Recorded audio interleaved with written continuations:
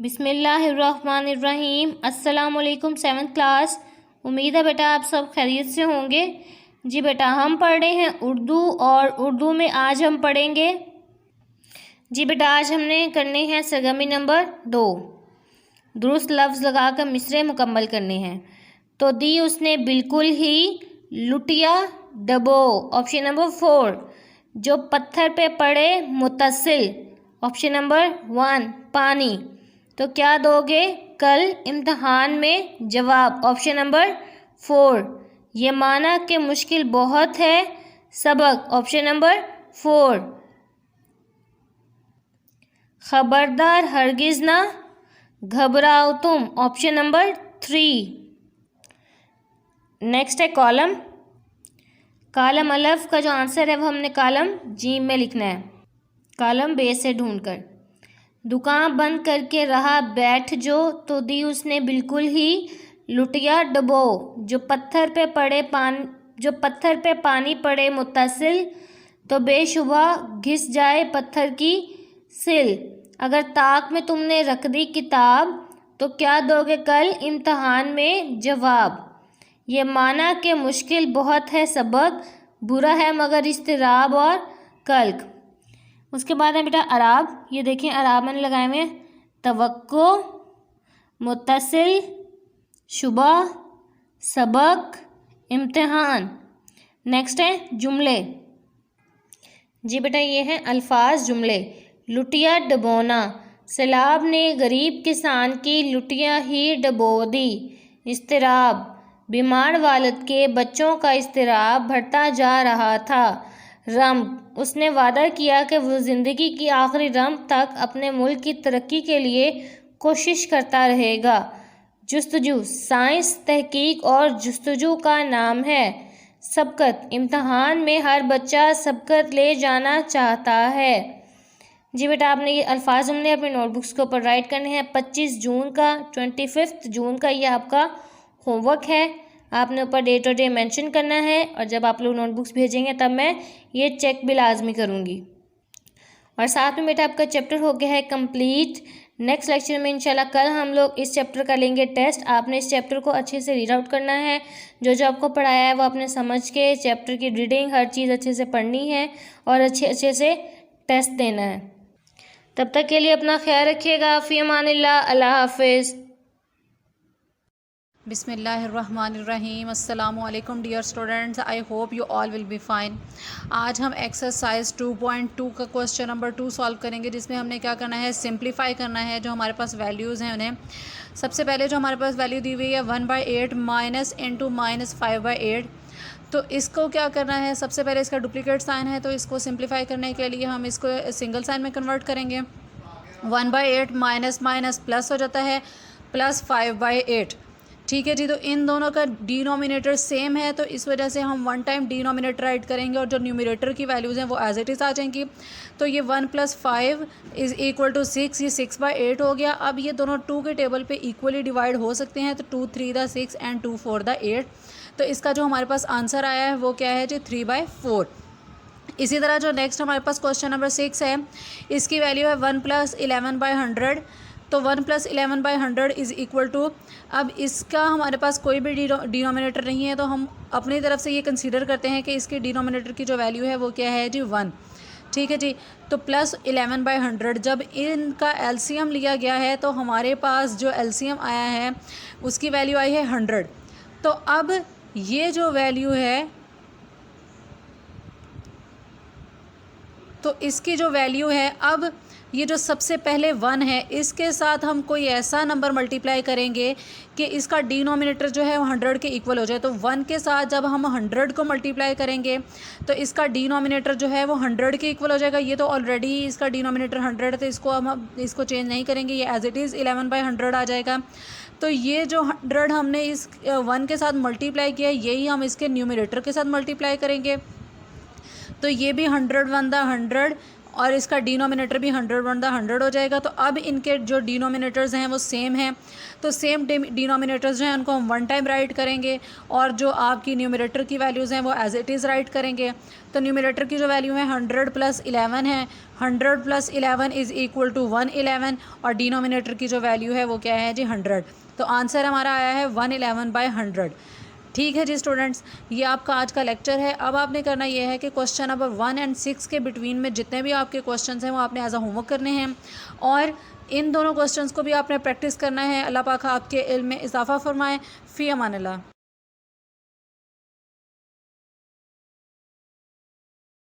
Bismillahirrahmanirrahim. Assalamu alaikum warahmatullahi wabarakatuh. How are you, dear students? Hope you all are good. So, 7th class, let's we start our English lecture. Open your books. Here's the page number 82. In our previous lecture, we did till activity B. Now we are moving forward to activity C. So, first of all, you have to write day and date. Activity C is consult a thesaurus and find out the antonyms of the following words, कि हमारे पास कुछ words दिए हुए हैं, हमने इनके antonyms जैसे कि आपको पता है उलट या मुतजाद अल्फाज। तो for this purpose you have to manage your notebooks, as you have manage right day and date, chapter number 7, topic is activity C, page number 82. So activity C is consult a thesaurus and find out the antonyms of the following words. So the first word is usually, that means आम तौर पर. Antonym is unusually, occasionally. Complete, मुकम्मल, incomplete, short. Regularly, irregularly, sometime. Few, many, frequent. Our next activity is activity D, which is find out the words from the lesson which have similar meaning as in column A. Write them in column B. कि हमें कुछ words दिए हुए हैं, ठीक है, column A में, उनके सिमिलर मीनिंग वाले वर्ड जो हैं वो हमने कॉलम B में राइट करने हैं. So the first word is feeling ill, that means suffering. It also means feeling ill, ठीक है, these are have similar meaning. Next one is thoroughly, that means मुकम्मल तौर पर, completely. Next word is indications, that means अलामतें, symptoms, it also have the same meaning. Next word is feeling cold, that means high fever. Next one, daily basis and regularly, it also have the same meaning. And the last one is to prevent from some happening, कि किसी चीज़ के होने से, ठीक है, बचना, महफूज रहना. And the same meaning word is prevention. On the next page, activity B is take the right choice. So 4 options are given, we have to choose the best one, the suitable. First is the doctor advises Ali to take rest for 1 week, 2 weeks, 3 weeks, 4 weeks. So the answer is 2 weeks. Second one is the patient suffers from cough, flu, high fever, diarrhea. So the answer is high fever. Third one is dengue is also known as yellow fever, Congo fever, breakbone fever, viral fever. So the option C, breakbone fever, is the right answer. Use of insecticides and repellents is dash to avoid dengue fever. Optional, desirable, not required, essential. So the right answer is essential.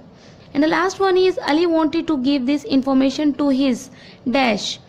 A, friends, B, relatives, C, parents, and D, neighbors.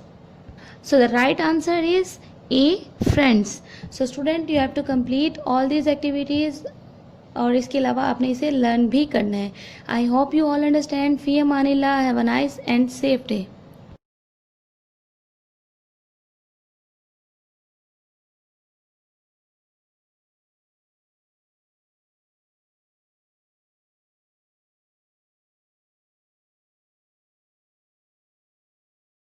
बिस्मिल्लाहिर्रहमानिर्रहीम. अस्सलाम वालेकुम dear students, I hope you all are fine. Previous lecture में हम लोगों ने chapter number 6 का topic discuss किया था, distribution of electrons into shell. Electrons को सेल में किस तरह से डिवाइड किया जाता है। एटम जो इलेक्ट्रॉन है वो हमेशा न्यूक्लियस के इर्द गिर्द रिवॉल्व करते हैं। Nucleus of an element of an atom उसके इर्द गिर्द रिवॉल्व करते हैं। इसको फर्दर डिवाइड किया जाता है कुछ शेल्स के अंदर जिन्हें एनर्जी लेवल कहा जाता है। K shell, L shell, M shell, N shell, O, P, Q, यानी कि इस तरह ये शेल्स के लेवल्स बढ़ते जाते हैं। इसका एक फॉर्मूला होता है जिसके थ्रू हर शेल को के अंदर इलेक्ट्रॉन्स को डिवाइड किया जाता है और वो फॉर्मूला है 2n²। 2n²। सो आज हम उसको फर्दर डिस्कस करते हैं। For this open your books page number 59। Page number 59 पे आपके पास कुछ शेल स्ट्रक्चर्स हैं कि किस तरह से डिवाइड किया जाता है। फर्स्ट 18 एलिमेंट्स के शेल स्ट्रक्चर एटॉमिक स्ट्रक्चर्स हैं ये, इनको एटॉमिक स्ट्रक्चर भी कहा जाता है शेल्स को डिवाइड करने को।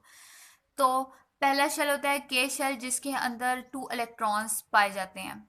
सो फर्स्ट जो शेल हीलियम है, हीलियम में ऊपर 1 है नीचे 1 है। अब ये कैसे पता चलेगा ऊपर 1 कौन सा है नीचे 1 कौन सा है। तो आपको पीछे आप लोग पढ़ के आए हैं कि जो ऊपर है वो मैस नंबर कहलाता है और नीचे एटॉमिक नंबर कहलाता है। मैस नंबर क्या होता है? It is the proton, number of proton plus number of neutron is equal to mass number. And atomic number, number of protons is equal to atomic number.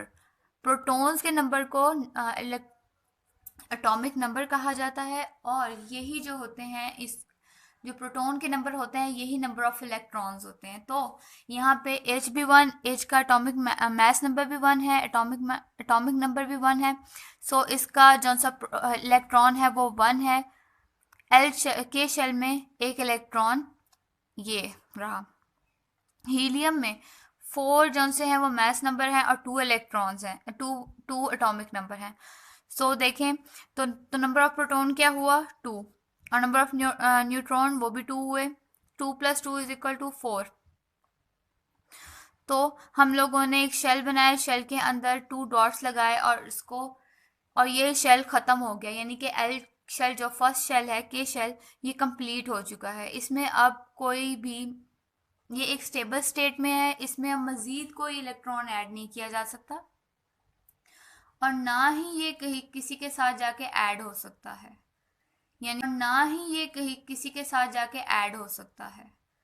यानी कि इसमें कोई मज़ीद हम लोग अब इलेक्ट्रॉन ऐड नहीं कर सकते और ना ही ये किसी और के साथ जाके ऐड हो सकता है। जो हाइड्रोजन है इसमें अभी भी एक इलेक्ट्रॉन की कमी है, एक इलेक्ट्रॉन जो सा है वो नहीं है। तो इसका मतलब ये है कि ये इसमें एक की स्पेस फ्री है और ये एक किसी के साथ जाके भी कोलाइड कर सकता है, कोलाज कर सकता है, अपना बॉन्ड बना सकता है और एक न्यू एलिमेंट बन सकता है। नेक्स्ट है जी लिथियम। लिथियम में है 7 और 3। 7 मैस नंबर है और एटॉमिक नंबर है 3। तो इसका मतलब क्या हुआ? प्रोटॉन नंबर 3 है। 2 जौन से हैं वो के शेल में लगे, के शेल कंप्लीट हो गया। फिर बारी आती है एल शेल की। एल शेल में हम लोग फिर एक इलेक्ट्रॉन एल शेल को देते हैं। एल शेल में 8 इलेक्ट्रॉन्स होते हैं बेसिकली, तो इसमें 7 की डेफिशिएंसीज रह गई हैं। ब्रिलियम जौन सा है उसमें 9 मैस नंबर होते हैं, 4 एटॉमिक नंबर होते हैं। तो जो प्रोटॉन नंबर हुआ है वो 4 हुए, जो बाकी रह गए वो क्या हुए? न्यूट्रॉन नंबर 5 है, नंबर ऑफ न्यूट्रॉन्स। तो 4 को हम डिवाइड करते हैं, 2 इलेक्ट्रॉन्स के शेल में आए और 2 इलेक्ट्रॉन्स एल शेल में आए। अब एल शेल में जो है 6 की डेफिशिएंसी है, 6 एटम्स की कमी है और ये 6 एटम वो किसी भी एलिमेंट के साथ जिसके पास 6 एटम हो और 2 की कमी हो उसके साथ जाके कोलाज कर सकता है, उसके साथ जाके अपनी बॉन्ड बना सकता है। ये भी स्टेबल स्टेट में नहीं है। आगे बोरॉन है। बोरॉन में क्या है? 11 जौन से हैं वो एटॉमिक मैस नंबर हैं और 5 जौन से हैं वो एटॉमिक नंबर हैं। देखा जाए तो 5 प्रोटॉन्स हैं, तो इसमें अब डेफिशिएंसी बच गई 5 प्रोटॉन्स की।